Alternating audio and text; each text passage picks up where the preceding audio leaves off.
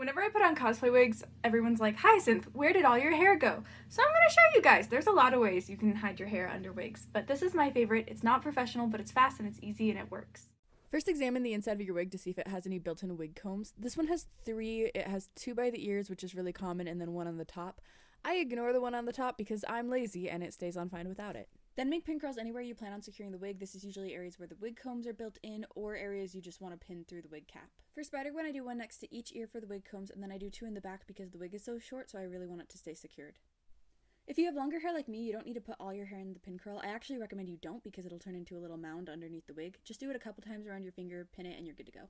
Then all the remaining hair goes underneath a wig cap. You can use the nylon ones if you want. I like to use these black netted ones because you just pull the elastic up to your hairline and shove all your hair in.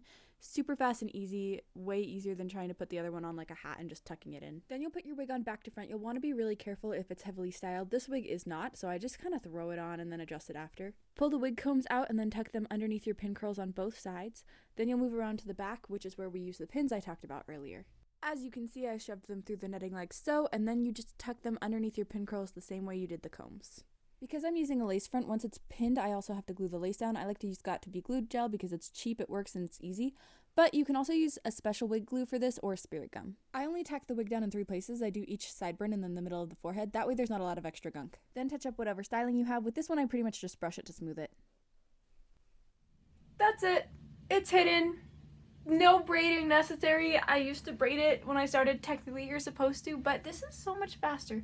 And who's gonna know? It's under a wig. Hopefully, my makeup teacher doesn't see this because she will be disappointed in me, but that's okay.